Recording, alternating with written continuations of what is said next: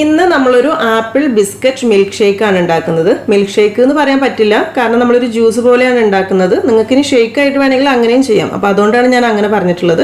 അപ്പോൾ അതിനായിട്ട് നമുക്ക് ഒരു ആപ്പിൾ വെച്ചിട്ടുള്ള അളവാണ് ഞാൻ കാണിക്കുന്നത്. ഒരു ആപ്പിൾ തൊലിയൊക്കെ കളഞ്ഞ് ചെറുതായി മുറിച്ചെടുത്തിട്ടുണ്ട്. അത് ഒരു മിക്സിയുടെ ജാറിലേക്ക് ഇട്ട് കൊടുക്കാം. നമ്മൾ എപ്പോഴും ആപ്പിളും പാലും മാത്രം ഒഴിച്ച് ജ്യൂസ് ഉണ്ടാക്കുന്നതിൽ നിന്നും കുറച്ചൊരു വ്യത്യസ്തമായിരിക്കും. പെട്ടെന്ന് ആളുകൾക്ക് മനസ്സിലാക്കാൻ പറ്റാത്ത നല്ലൊരു ടേസ്റ്റ് ആയിരിക്കും ഇതിന്.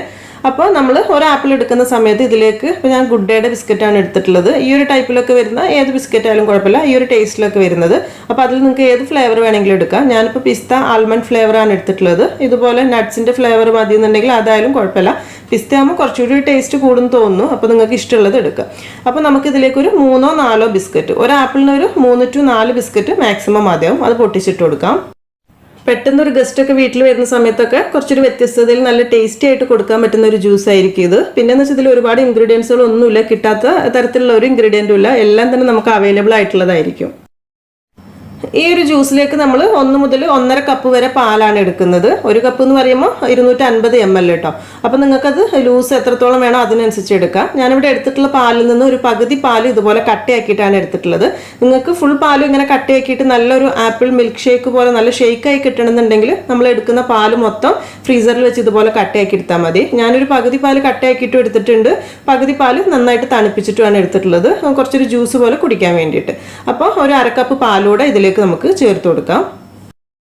ഒരു 1-1.5 ടേബിൾ സ്പൂൺ പഞ്ചസാര ചേർത്ത് കൊടുക്കാം. മധുരം നോക്കിയിട്ട് മാത്രം ചേർത്താൽ മതി. ബിസ്ക്കറ്റിലും ആപ്പിളും അതുപോലെ തന്നെ നമ്മൾ ഇതിലേക്ക് ഒരു 1 ടീസ്പൂൺ ബൂസ്റ്റ് കൂടെ ചേർക്കുന്നുണ്ട്.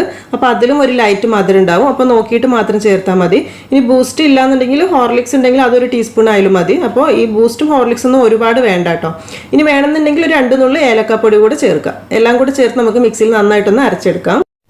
ഇപ്പോൾ നമ്മുടെ ജ്യൂസ് റെഡി ആയിട്ടുണ്ട്. നമ്മളിത് മിക്സിയിൽ അടിച്ചെടുക്കുന്ന സമയത്ത് ഒരു 1 മിനിറ്റെങ്കിൽ നന്നായിട്ട് അടിച്ചെടുക്കണം കേട്ടോ. എന്നാൽ മാത്രമേ എല്ലാം ആപ്പിളും ബിസ്ക്കറ്റും ഒക്കെ നന്നായിട്ട് തന്നെ അരഞ്ഞു കിട്ടുള്ളൂ.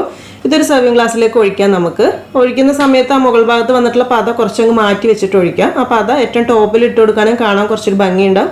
കഴിക്കുന്ന സമയത്ത് നല്ലൊരു ടേസ്റ്റും ഉണ്ടാവും. അപ്പോൾ നമ്മൾ ഈ ഒരു രീതിയിലുള്ള ഒരു ഡ്രിങ്ക് ജ്യൂസ് ആയിട്ടാണ് എടുത്തിട്ടുള്ളത്. ആദ്യം പറഞ്ഞ പോലെ തന്നെ നിങ്ങൾക്ക് നല്ല ഷേക്കായിട്ട് വേണമെന്നുണ്ടെങ്കിൽ നമ്മൾ പാൽ എടുത്തിട്ടുണ്ടായിരുന്നത് നന്നായിട്ട് കട്ടയാക്കിയിട്ട് എല്ലാ പാലും കട്ടയാക്കി എടുക്കുകയാണെങ്കിൽ നല്ലൊരു ഷേക്കായിട്ടും കിട്ടും. ഇതിൻ്റെ മുകളിലേക്ക് ഒരു ഭംഗിക്ക് വേണ്ടിയിട്ട് ഒരു 2 നുള്ളു ബൂസ്റ്റ് കൂടെ ഇട്ട് കൊടുക്കുക. കാണാൻ നല്ലൊരു ഭംഗി ഉണ്ടാവും. അപ്പോൾ ഈ രീതിയിൽ ആപ്പിൾ ജ്യൂസ് ട്രൈ ചെയ്ത് നോക്കാത്ത ആളുകളുണ്ടെങ്കിൽ ഈ രീതിയിലും കൂടെ ചെയ്ത് നോക്കിയിട്ട് ഫീഡ്ബാക്കൊക്കെ അറിയിക്കുക. അതുപോലെ തന്നെ വീഡിയോ ഇഷ്ടപ്പെട്ടിട്ടുണ്ടെങ്കിൽ ഷെയർ ചെയ്യാനും ലൈക്ക് ചെയ്യാനൊന്നും മറക്കരുത്. സബ്സ്ക്രൈബ് ചെയ്യാത്തവരുണ്ടെങ്കിൽ സബ്സ്ക്രൈബ് ചെയ്യാനും മറക്കരുത് കേട്ടോ. താങ്ക്